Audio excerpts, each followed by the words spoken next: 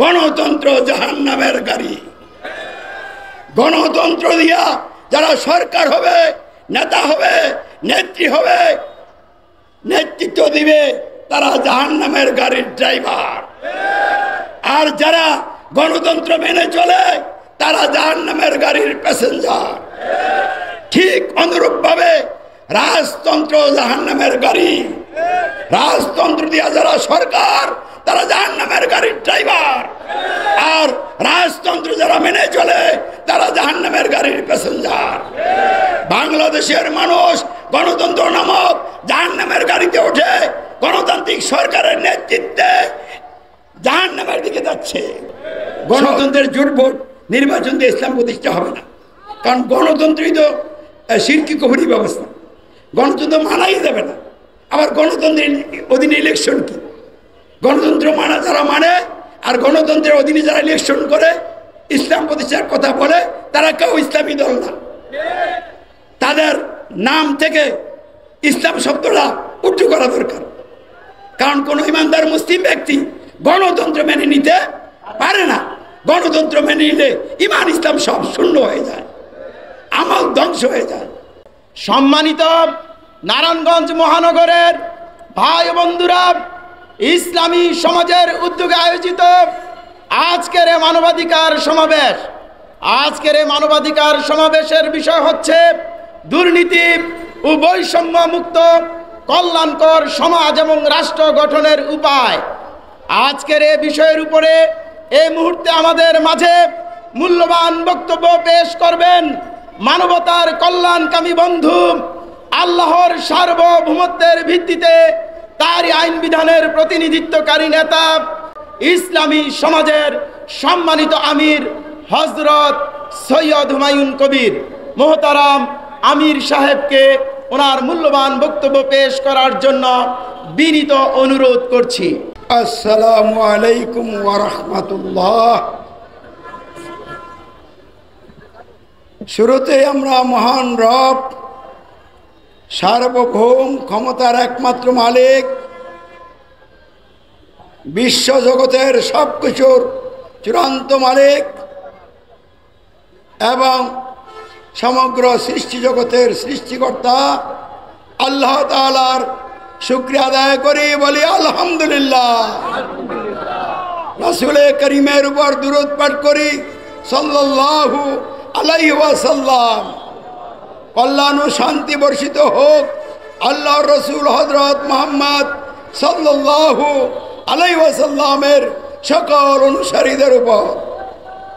উপস্থিত অনুপস্থিত দেশবাসী, বিশ্ববাসী, সকল মানুষ গণতন্ত্র, রাজতন্ত্র, সমাজতন্ত্র, সামরিকতন্ত্র ইত্যাদি জাহিলিয়াত শয়তানি ব্যবস্থা ত্যাগ করে সমাজ ও রাষ্ট্রসহ জীবনের সকল ক্ষেত্রে কল্যাণকর পরিপূর্ণ একমাত্র জীবন ব্যবস্থা ইসলাম গ্রহণ করে ইসলামের ভিত্তিতে জীবনযাপন করে দুনিয়ার জীবনে কল্যাণ শান্তি লাভ করুক এবং আখিরাতের জীবনে জাহান্নামের কঠিন শাস্তি থেকে রক্ষা পেয়ে চিরসুখের স্থান জান্নাত লাভ করুক।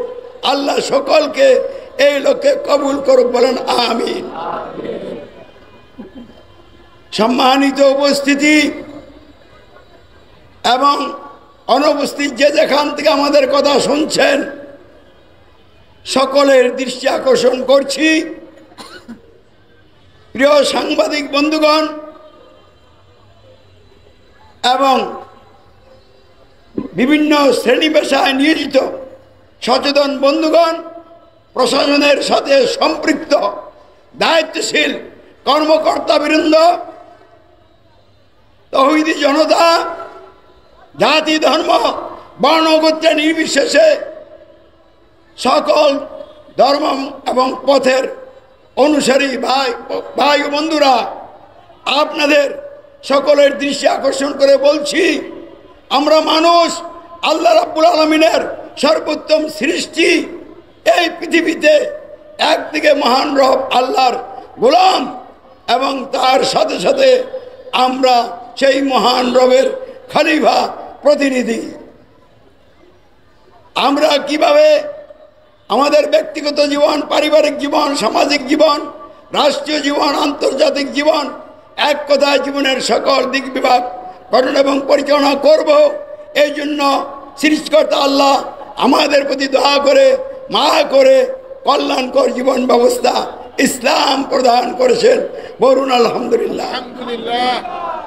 আল্লাহ তার দেওয়া জীবন বিধান ইসলামকে তার ওই সর্বশেষ নবী এবং রাসূল হযরত মুহাম্মদ সাল্লাল্লাহু আলাইহি ওয়াসাল্লামের উপর পবিত্র আল কোরআন শ্রেষ্ঠ আসমানি কিতাব অবতীর্ণ করে পরিপূর্ণ করে দিয়েছেন। আবারও বলুন আলহামদুলিল্লাহ। তাহলে ইসলাম কি? মানব জাতির সমাজ ও রাষ্ট্রসহ সমগ্র জীবন গঠন এবং পরিচালনা করার জন্য সার্বভৌম ক্ষমতার একমাত্র মালিক সৃষ্টিকর্তা আল্লাহ প্রদত্ত প্রয়োজনীয় সকল আইন বিধান সম্বলিত কল্যাণকর পরিপূর্ণ একমাত্র জীবন ব্যবস্থা। কিন্তু মুসলিম অমুসলিম সকলে মনে করে ইসলাম একটি ধর্ম। চরম বিভ্রান্তি ছাড়া আর কিছুই নয়। ইসলাম কি নিছক একটি ধর্ম না পরিপূর্ণ জীবন ব্যবস্থা? তাহলে পরিপূর্ণ জীবন ব্যবস্থাকে ধর্ম বলা আর ধর্মীয় আচার অনুষ্ঠান, নামাজ ও হজ জাকাতের মধ্যে সীমাবদ্ধ করে দিয়ে সমাজ এবং রাষ্ট্রের মধ্যে গণতন্ত্র, রাজতন্ত্র ইত্যাদি বাতিল সাধারণ তন্ত্র গ্রহণ করে আল্লাহর সন্তুষ্টি অর্জনের চিন্তা করার চেষ্টা করা বোকামি ছাড়া আর কিছুই নয়। তাই বাংলাদেশের মানুষ, বিশেষ করে মুসলিম পরিচয় দানকারী লোকেরা ইসলামকে পরিপূর্ণ কল্যাণকর ব্যবস্থা হিসাবে গ্রহণ করেছে না ধর্মীয় কয়েকটি আচার অনুষ্ঠানের ক্ষেত্রে গ্রহণ করেছে? ভালো করে বুঝতে হবে, মানুষ সমাজবদ্ধ জীব। মানুষের প্রয়োজনে, মানুষের কল্যাণে সমাজ আর সমাজকে সুশৃঙ্খলভাবে নিয়ন্ত্রণ করে মানুষের সকল অধিকার আদায় এবং সংরক্ষণের জন্য রাষ্ট্র। সমাজকে বাদ দিয়ে রাষ্ট্র নয়, সমাজকে নিয়ে রাষ্ট্র। আমাদের বাংলাদেশে ধর্মীয় দিক থেকে কি কি সমাজ আছে? এদেশে হিন্দু বসবাস করে না? তাহলে হিন্দু যারা, তারাও তো এই দেশের নাগরিক।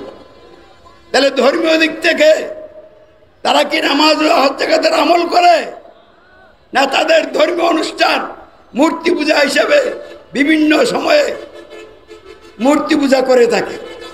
তাহলে ধর্মীয় দিক থেকে হিন্দু আর মুসলমান কি এক জায়গায় না আলাদা? খ্রিস্টানরা ধর্মীয় দিক থেকে তাদের ধর্মীয় আচার অনুষ্ঠান পালন করে, বৌদ্ধরা ধর্মীয় দিক থেকে তারা তাদের ধর্মীয় আচার অনুষ্ঠান পালন করে, আর মুসলিম পরিচয় দানকারীরা ধর্মীয় দিক থেকে ইসলামের কিছু আচার অনুষ্ঠান পালন করে। কিন্তু রাষ্ট্র পরিচালনার জায়গায় হিন্দু, বৌদ্ধ, খ্রিস্টান এবং মুসলিম সকলে ভিন্ন ভিন্ন মতবাদ গ্রহণ করেছে না সকলে একটি মতবাদ গ্রহণ করেছে? সেটা কি? গণতন্ত্র। তাহলে হিন্দুরাও গণতন্ত্র গ্রহণ করছে, বৌদ্ধ, খ্রিস্টান এবং মুসলিম পরিচয়দানকারী লোকেরাও সমাজ এবং রাষ্ট্রগণ পরিচালনার জায়গায় গণতন্ত্র গ্রহণ করছে। এই কথার সাথে আমরা সকলে একমত। তাহলে আসুন এবার গণতন্ত্রটাকে একটু পরীক্ষা করে দেখি এটার হালতটা কি। গণতন্ত্র পয়লা শব্দটারই ব্যাখ্যা করেন। গণ মানে জনগণ, আর তন্ত্র মানে আইন বিধান। তাহলে গণতন্ত্র মানে কি? জনগণের আইন। জনগণের কোনো আইন হতে পারে না, কোন মানুষের আইন হতে পারে না। মানুষ কেন মানুষের জন্য আইন রচনা করবে? মোবাইল কি মোবাইলের জন্য কাঁচালক দিতে পারবে? তাহলে কেন মানুষ মানুষের জন্য আইন রচনা করবে? পুলিশের চক্রান্তের শিকার হয়ে বিভিন্ন সময়ে মানুষ রূপী শয়তানগুলি আল্লাহর বিধানকে বাদ দিয়ে নিজেরা আইন হাতে তুলে নিয়ে তাদের মতো আইন রচনা করছে। এগুলিকে আল্লাহ আইন বলেন নাই। মানুষের আইন কি আইন? মানুষের আইনকে আল্লাহ বলছেন জুলুম।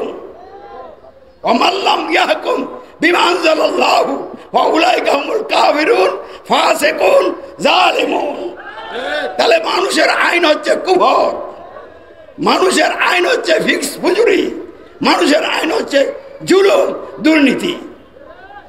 তাহলে জনগণের আইন নীতি হতে পারে না, এটা দুর্নীতি। তাহলে গণতন্ত্র কোনো অবস্থাতেই মানুষের জন্য আইন বিধান হতে পারে না।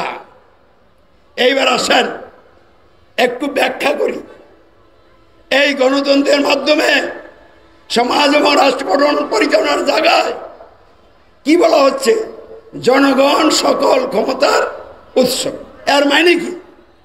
সমাজ এবং রাষ্ট্র পরিচালনার জায়গায় জনগণ হলো সার্বভৌমত্বের মালিক, জনগণ হলো চূড়ান্ত রায় দানকারী।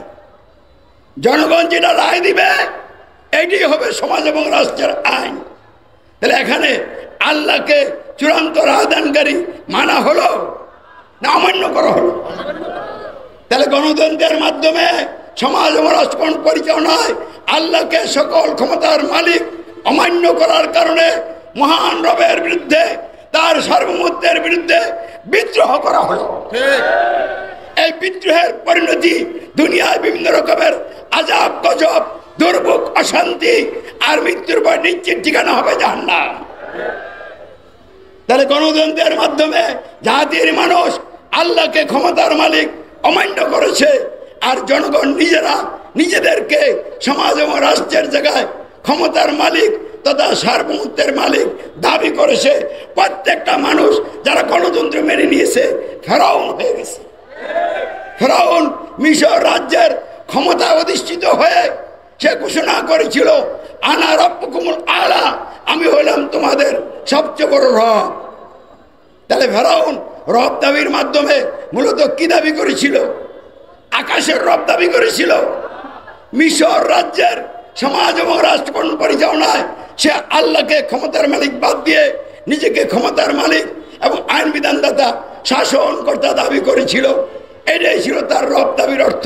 সে রব অমান্য করেছিল, নিজে রব দাবি করেছিল, রবের সাথে কুফর এবং শিরকে লিপ্ত হয়েছিল, যার কারণে দুনিয়ায় কলঙ্কিত হয়ে পানির তলায় নিশ্চিত হয়ে গেছে, আর আখিরাতে তার নিশ্চিত ঠিকানা হবে জাহান্নাম। আপনারা কি ফেরাউন হইয়া এই বাংলাদেশের জমিনে বসবাস করবেন? কিন্তু করছেন তো। এই গণতন্ত্রের মাধ্যমে সার্বভৌমত্ব বুঝেন, সমাজ এবং রাষ্ট্রের মালিকানা এবং সমাজ ও রাষ্ট্র গঠন ও পরিচালনায় আইন বিধান প্রণয়ন এবং প্রয়োগের সর্বোচ্চ ক্ষমতাকে বলে সার্বভৌমত্ব। তো যেখানেই সমাজ রাষ্ট্র গঠন এবং পরিচালনা করতে হবে সেখানে সমাজ এবং রাষ্ট্রের মালিক ঠিক করতে হবে, এবং যাকে মালিক ঠিক করা হবে তার সর্বোচ্চ ক্ষমতা থাকতে হবে। এই ক্ষমতা দিয়ে তিনি কি করবেন? আইন তৈরি করবেন। আইন তৈরি করে কি করবেন? এই ক্ষমতা দিয়ে আইন প্রয়োগ করবেন। তাহলে সমাজ এবং রাষ্ট্রের মালিকানা এবং আইন তৈরি এবং প্রয়োগের সর্বোচ্চ ক্ষমতার নাম হচ্ছে সার্বভৌমত্ব। তাহলে গণতন্ত্রের মাধ্যমে এই সার্বভৌমত্ব আল্লাহর অমান্য করা হয়েছে, জনগণের ঘোষণা করা হয়েছে। জোরে সুরে বলেন নাউজুবিল্লাহ। এই গণতন্ত্রের মাধ্যমে জনগণ ভোট দিয়ে যাদেরকে এমপি বানায়, তারা এমপি হয়ে সংসদে বসে কোরআন বিরোধী আইন তৈরি করে। তাহলে এমপিরা হয়ে গেল কি? আইনদাতা। তাহলে গণতন্ত্রের মাধ্যমে এক নম্বরে আল্লাহকে ক্ষমতার মালিক অমান্য করে জনগণ নিজেরা ক্ষমতার মালিক হলো। দুই নম্বরে আল্লাহকে আইনদাতা অমান্য করে এমপিদেরকে আইনদাতা গ্রহণ করা হলো, মেনে নেওয়া হলো। তিন নম্বরে এই সংসদে যে আইন তৈরি হয়, এই আইন দিয়া মন্ত্রীরা অর্থাৎ সরকার সমাজ রাষ্ট্র শাসন করে। যে শাসন করে তাকে বলা হয় শাসনকর্তা। তাহলে গণতন্ত্রের মাধ্যমে শাসনের দিক থেকে আল্লাহকে রব বাদ দিয়া মন্ত্রীরা রব হয়ে গেল। আইনের দিক থেকে আল্লাহকে রব বাদ দিয়া এমপিরা রব হয়ে গেল। আর ক্ষমতার দিক থেকে সার্বভৌমত্বের দিক থেকে আল্লাহকে রব বাদ দিয়া জনগণ রব হয়ে গেল। এই জাতির প্রতি আল্লাহর কি রহমত নাজিল হবে, আযাব গজব নাজিল হবে? আল্লাহর রাগ দিন দিন খালি বাড়তে থাকবে। বাড়ার ফল হিসাবে বহু রকমের বিপদ আপদ মানুষের জীবনকে গ্রাস করবে। অতিবৃষ্টি, অনাবৃষ্টি, শিলাবৃষ্টি, ঘূর্ণিঝড়, জলোচ্ছ্বাস, ভূমিকম্প, ভূমিধস, দাবানল, এগুলি আল্লাহর আযাব আর গজব। আর অর্থ সম্পদের লোভে এবং ক্ষমতা ও আধিপত্য বিস্তারকে কেন্দ্র করে মানুষে মানুষে হিংসা বিদ্বেষের আগুনে জ্বলে ওঠা, মারামারি, সংঘাত, সংঘর্ষ বাঁধিয়ে মানুষের রক্ত নিয়ে উল্লাস করা, হোলি খেলা, এই যে আল্লাহ রাব্বুল আলামিনের আযাব আর গজবের এই অংশ। তাহলে এইসব আযাব গজব বাংলাদেশ সহ পৃথিবীর প্রত্যেকটি রাষ্ট্রে আছে না নাই? কেন আছে? গণতন্ত্র, রাজতন্ত্র, সমাজতন্ত্র, সামরিকতন্ত্র ইত্যাদি মানব রচিত ব্যবস্থার মাধ্যমে আল্লাহকে রব অমান্য করে মানুষকে রব মেনে নেওয়ার কারণে, আল্লাহকে ইলাহ বাদ দিয়ে মানুষকে ইলাহ গ্রহণ করার কারণে, আল্লাহ রসুল হযরত মুহাম্মদের নেতৃত্বের আনুগত্য বাদ দিয়ে আবু জেহেল, ফেরাউন, নমরুদ মার্কা নেতাদের আনুগত্য স্বীকার করার কারণেই আল্লাহর এই আযাব গজব পৃথিবীর দেশে দেশে একের পর এক আসতেছে, চলতেছে। আমি কি আপনাদেরকে কথাটা বুঝিয়ে বলতে পারছি? তাহলে গণতন্ত্র একদিকে কুফরি, আরেকদিকে শিরক। কুফরি কোনটা মনে রাখছেন কিনা? আল্লাহকে ক্ষমতার মালিক না মানা, আল্লাহকে আইনদাতা না মানা, আল্লাহকে শাসনকর্তা না মানা, এটার নাম হলো কুফর। আর শিরক কোনটা? ক্ষমতার মালিক মানুষকে মানা, আইনদাতা মানা, শাসনকর্তা মানুষকে মানা, এটা হলো শিরক। এর কারণে এখন কি করতেছে? অফিস আদালত আল্লাহর আইন দিয়ে চলছে না মানুষের আইন দিয়ে চলছে? তাহলে মানুষ তাদের কর্মক্ষেত্রে, বাস্তব জীবনে কার আইন পালন করছে? আল্লাহর আইন না মানুষের আইন? আল্লাহর আইন পালন করলে আল্লাহর আবাদত হয়, আর মানুষের আইন পালন করলে আবাদত কার হয়? মানুষের হয়। তাহলে বাংলাদেশে গণতন্ত্র গ্রহণ করে মেনে নিয়ে জাতির মানুষ তাদের সমাজ এবং রাষ্ট্র গঠন পরিচালনার জায়গায় আল্লাহর আইন পালন বাদ দিয়ে মানুষের আইন পালন করছে। আল্লাহর দাসত্ব বাদ দিছে, মানুষের দাসত্ব করছে। আল্লাহর আনুগত্য বাদ দিছে, মানুষের আনুগত্য করছে। যে আল্লাহর দাসত্ব আনুগত্য বাদ দিছে, এটার নাম কুফর। আর মানুষের দাসত্ব করছে, মানুষের আইনে আনুগত্য করছে, এর নাম হলো শিরক। আল্লাহ রসুলের আনুগত্য বাদ দিছে, মানুষের দিন আইনদাতারা নেতা সরকার এই ভুয়া বাতিল অবৈধ নেতাদের আনুগত্য অনুসরণ করছে, রসুলের নেতৃত্বের আনুগত্যের সাথে কুফর করছে, শিরক করছে। তাহলে গণতন্ত্র হলো শিরকের বিশাল বড় এক ঘাটতি। কুফর এবং শিরকের টিপু গণতন্ত্র। এই গণতন্ত্র মানার কারণে আল্লাহর সাথে কুফর এবং শিরক করা হয়।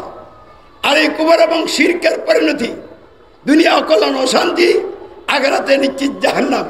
আল্লাহ বলেন বিসমিল্লাহির রহমানির রহিম, ওয়ালিল্লাযীনা কাফারু বিরাব্বিহিম আযাবু জাহান্নাম ওয়া বিসাল মাসীর। যারা নিজেদের রবের সাথে কুফরি করেছে তাদের জন্য জাহান্নামের আযাব, আর এটা অত্যন্ত মন্দ ঠিকানা। সূরা মুল্ক 6 নম্বর আয়াত। আমি আপনি বলছি না, আল্লাহ বলছেন।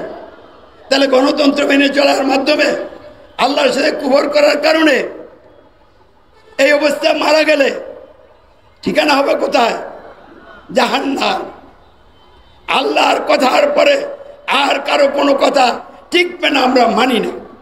সারা পৃথিবীর সকল আলেম ওলামা, পীর মাশায়েখ, মসজিদের ইমাম সাহেবরা একত্রিত হয়ে যদি বলে গণতন্ত্র মানলে কুফরি হয় না, আমরা তাদের কথা মানি না, মানব না।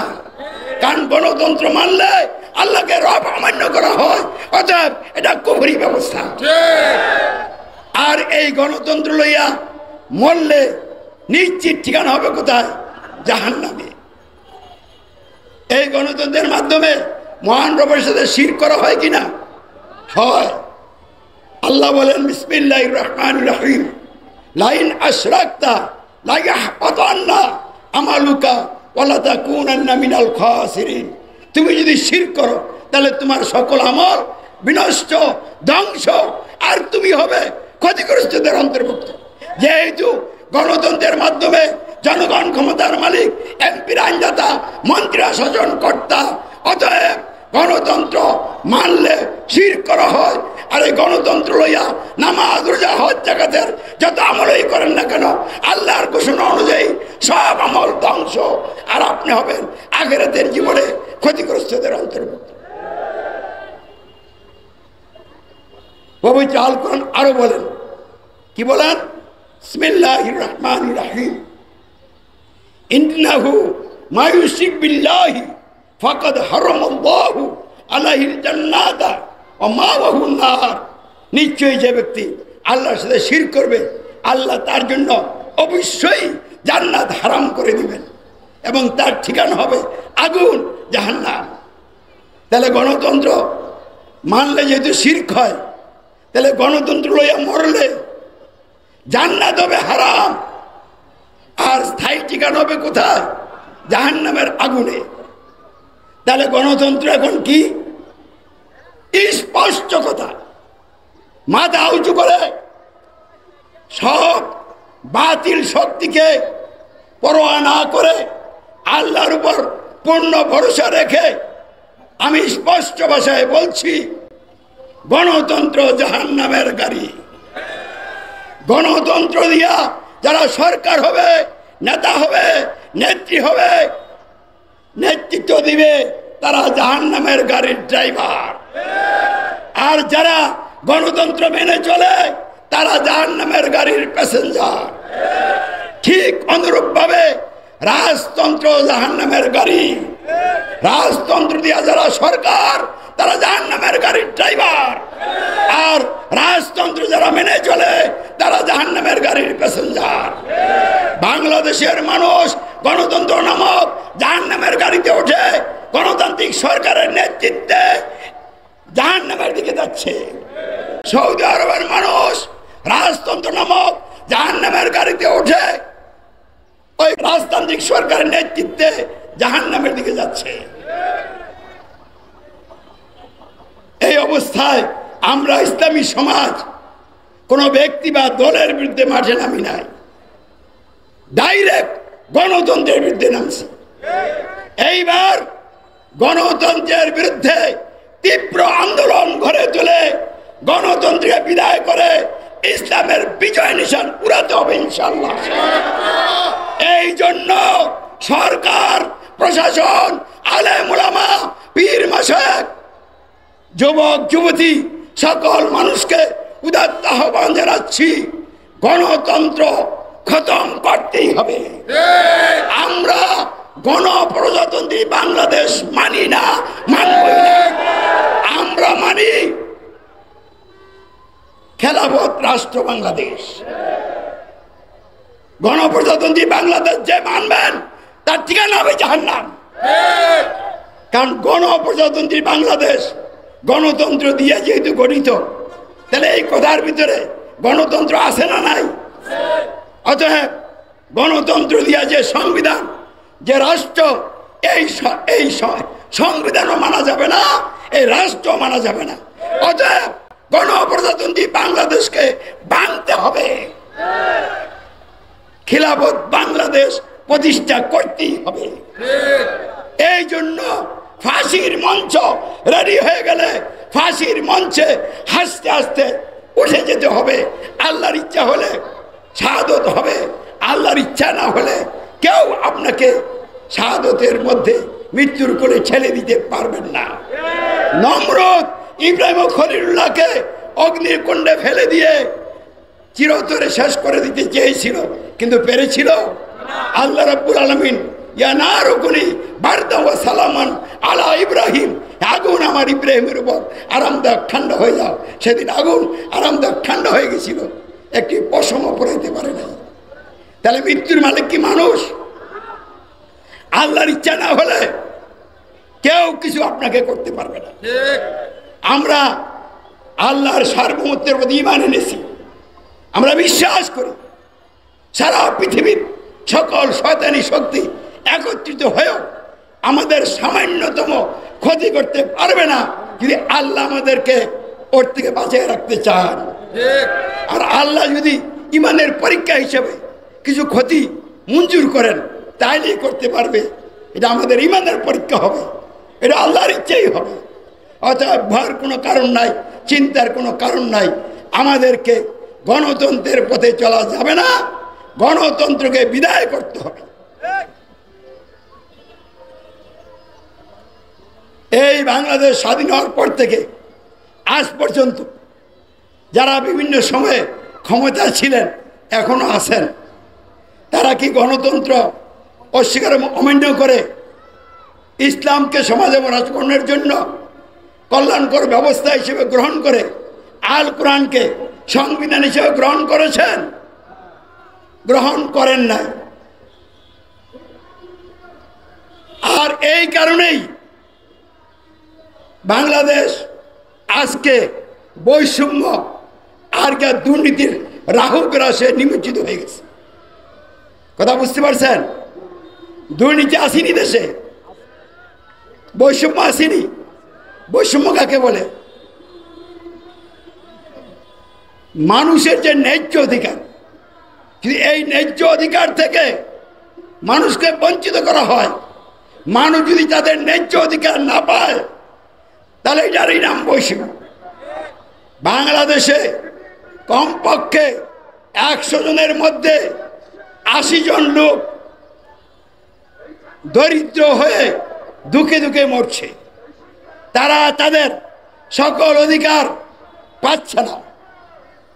এই গণতন্ত্রের মাধ্যমে যেই নিয়ম, যে আইন বিধান মানুষের জীবনে চালু হয়ে আছে, যার কারণে 80 জন লোক শতকরা তাদের ন্যায্য অধিকার থেকে বঞ্চিত, আর 20 ভাগ লোক অতিরিক্ত ভোগ বিলাস আরাম আয়েশের মধ্যে মত্ত হয়ে আছে। তাহলে অধিকাংশ মানুষকে তাদের অধিকার থেকে বঞ্চিত করে অল্প কিছু লোক দেশে বিদেশে গাড়ি বাড়ি করবেন, বহু সম্পদের মালিক হবেন, লুটপাটের রাজত্ব চালাবেন।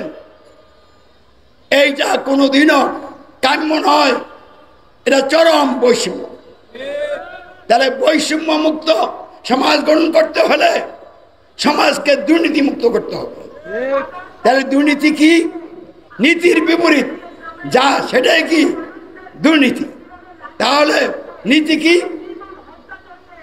আল্লাহই সকল ক্ষমতার একমাত্র মালিক, এটা হলো নীতি। আল্লাহই আইনদাতা, বিধানদাতা, নিরঙ্কুশ শাসনকর্তা, এটা হলো কি? নীতি। আর এটার বিপরীত যেটা কি? দুর্নীতি। তাহলে জনগণ সকল ক্ষমতার উৎস, এটা কি নীতি না দুর্নীতি? এমপিরা আইনদাতা, এটা কি নীতি না দুর্নীতি?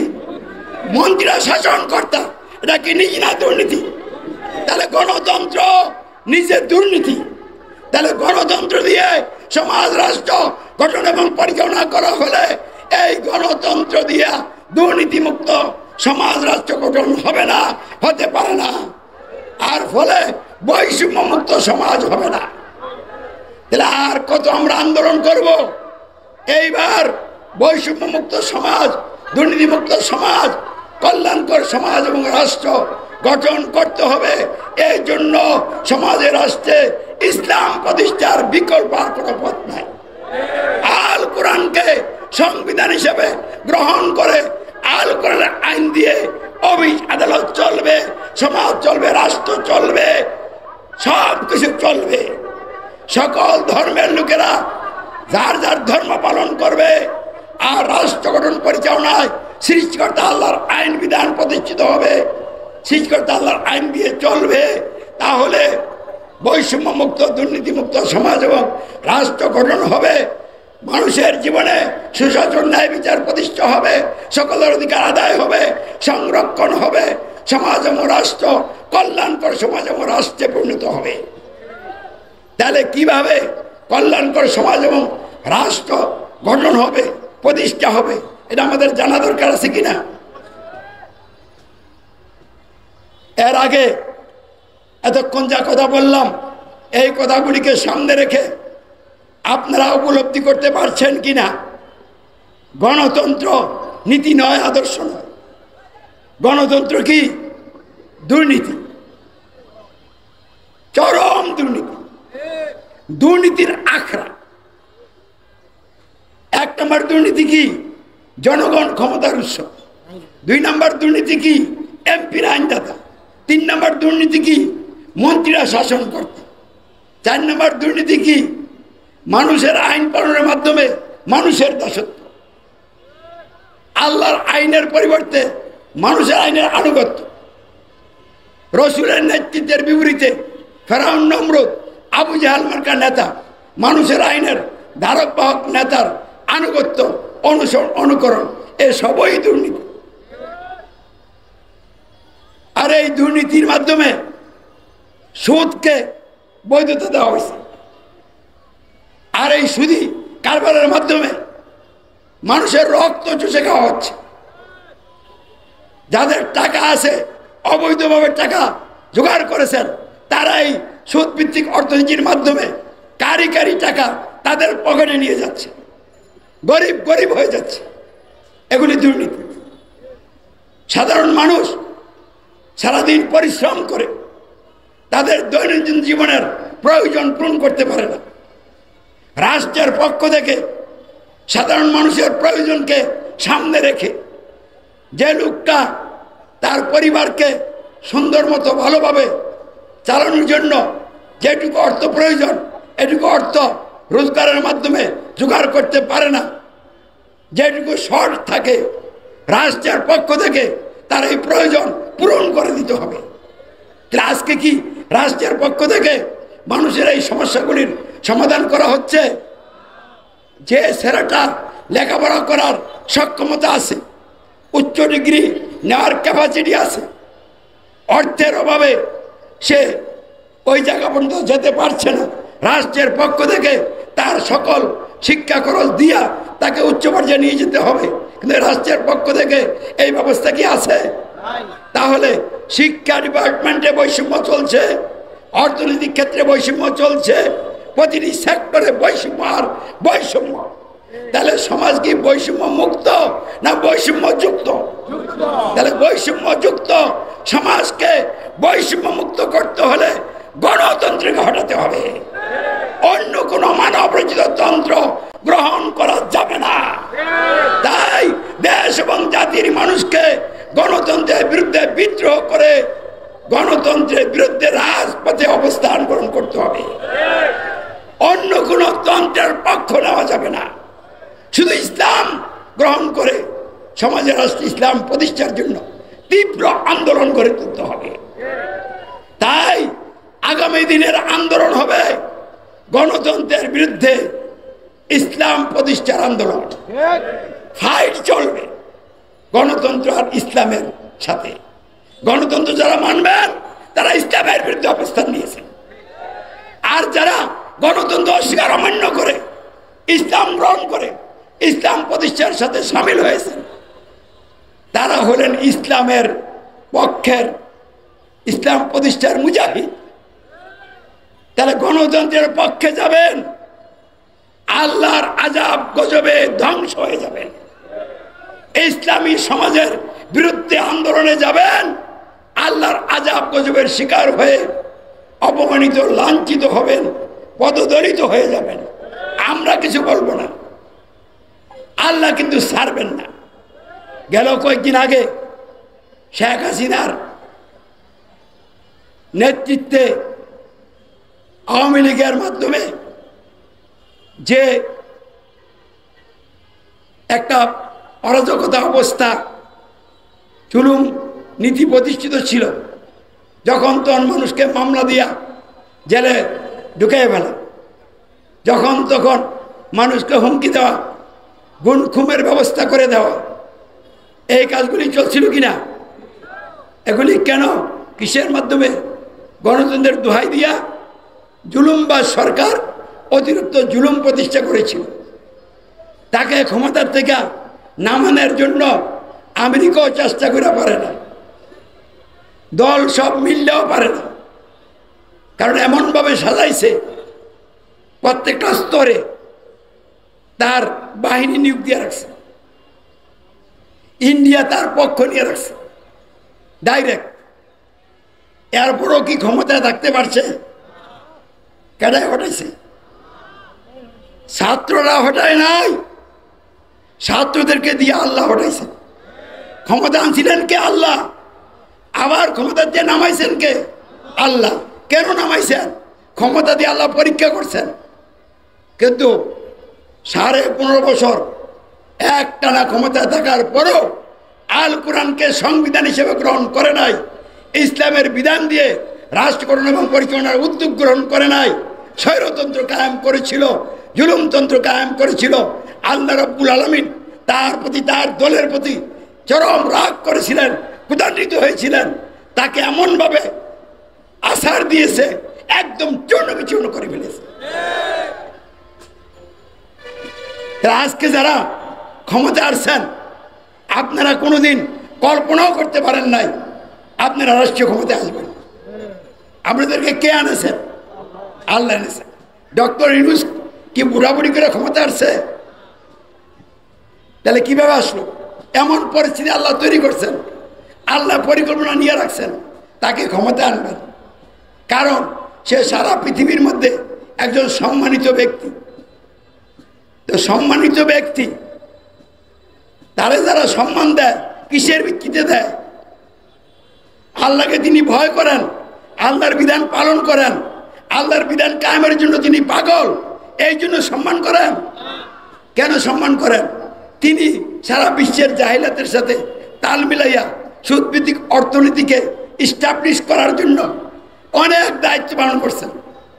বিশ্বব্যাপী শয়তানি কাজে তিনি অগ্রগামী।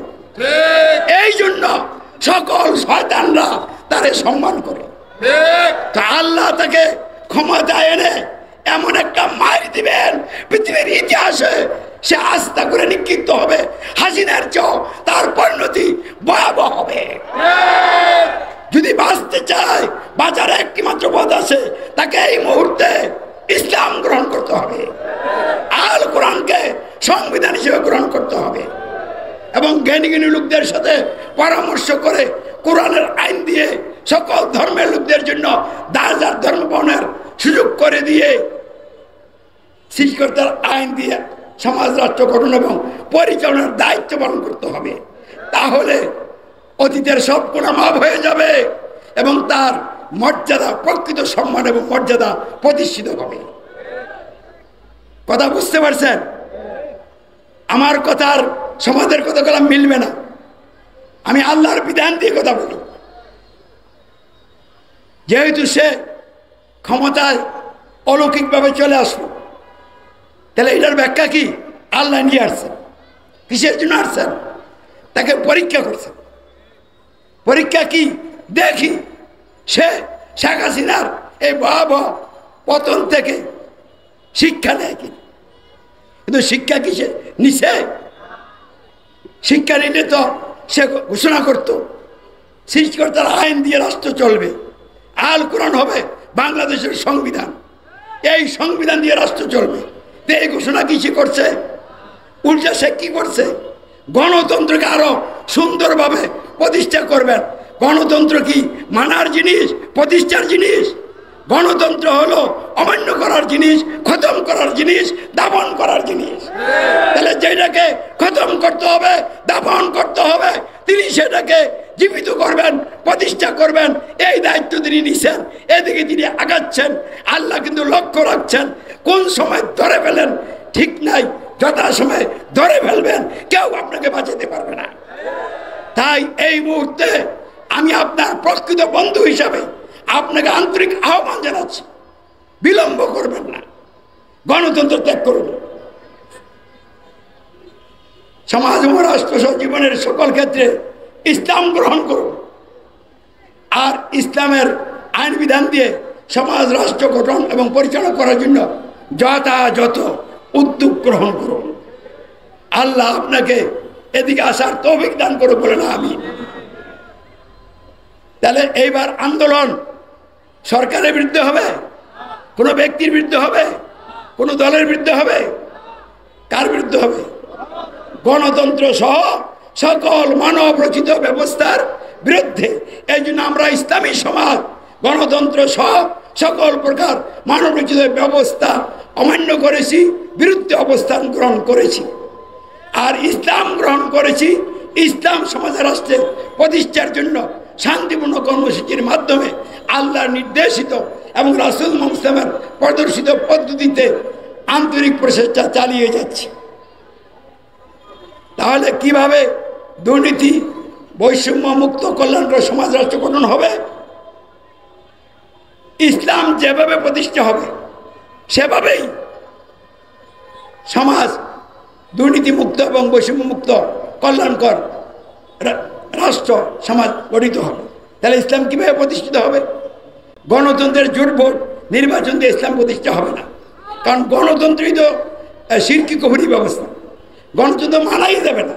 আবার গণতন্ত্রের অধীনে ইলেকশন কি? গণতন্ত্র মানা যারা মানে আর গণতন্ত্রের অধীনে যারা ইলেকশন করে ইসলাম প্রতিষ্ঠার কথা বলে তারা কেউ ইসলামী দল না। তাদের নাম থেকে ইসলাম শব্দটা উঠু করা দরকার, কারণ কোন ইমানদার মুসলিম ব্যক্তি গণতন্ত্র মেনে নিতে পারে না।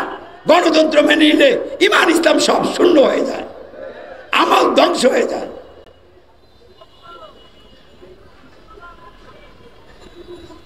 তাহলে কিভাবে ইসলাম প্রতিষ্ঠিত হবে? গণতন্ত্র দিয়ে হবে না, মারামারি করে হবে? মারামারি করে হবে না। মানুষের রক্ত নিয়ে খেললে ইসলাম কায়েম হবে না। গালি শুনতে হবে, মায়ের খেতে হবে, সবর করতে হবে, ক্ষমা করতে হবে, মোকাবেলা আল্লাহর উপরে দায়িত্ব দিয়া ইমান ইসলামের দাওয়াত দিতে হবে। এই জন্য একজন আমির লাগবে, আমির ছাড়া হবে না। ওই আমির জাহিলাত ত্যাগ করে ইসলাম নিবেন, লোকদেরকে জাহিলাত ত্যাগ করে ইসলাম গ্রহণের দাওয়াত দিবেন। যারা তার আহ্বানে সাড়া দিবেন তাদেরকে নিয়ে তিনি তার নেতৃত্বে আনুগত্যে একটা সমাজ গঠন করবেন। এই সমাজের নাম কি? ইসলামী সমাজ। তো জাহিলি সমাজ ভাঙবে, ইসলামী সমাজ গড়বে। এই বিষয় নিয়ে দ্বন্দ্ব লাগবে। দ্বন্দ্ব যাইতে যাইতে চূড়ান্ত পর্যায়ে যাবে। চূড়ান্ত পর্যায়ে কি? জাহিলাতের ধারক বাহক অনুসারীরা আমিরকে এবং আমিরের সাথে যারা যোগদানকারী ইমানদার মুসলমান তাদেরকে নিচ্ছিন্ন করার পদক্ষেপ নেবে। আর তখনই আল্লাহ রাব্বুল আলামিন তাদেরকে হটিয়ে দিয়ে যেখানে যিনি ইসলাম কায়েম করতে চান ইমানদার নেতার নেতৃত্বে ইমানদারদেরকে রাষ্ট্রীয় নেতৃত্ব দিয়া দিবেন। দুনিয়ার কোনো শক্তি ঠেকিয়ে রাখতে পারবে না। আর তখন তারা রাষ্ট্রীয় নেতৃত্বে এসে মানুষের আইন সরিয়ে আল্লাহর আইন চালু করবেন। মানুষের জীবনে সুশাসন ন্যায় বিচার প্রতিষ্ঠা হবে, মানুষের সকল অধিকার আদায় হবে, সংরক্ষণ হবে, বৈষম্য মুক্ত দুর্নীতি মুক্ত কল্যাণকর সমাজ রাষ্ট্র গঠন হবে। এই লক্ষ্যে আমরা কাজ করে যাচ্ছি। আসুন আমরা সকলে কাঁধে কাঁধ মিলিয়ে এগিয়ে যাই। আল্লাহ আমাদেরকে কবুল করো, সকলকে কল্যাণ এবং মুক্তির পথে জীবন করার তৌফিক দান করুক বলেন আমিন। সকলকে ধন্যবাদ। সালাম, আসসালামু আলাইকুম ওয়া রাহমাতুল্লাহ।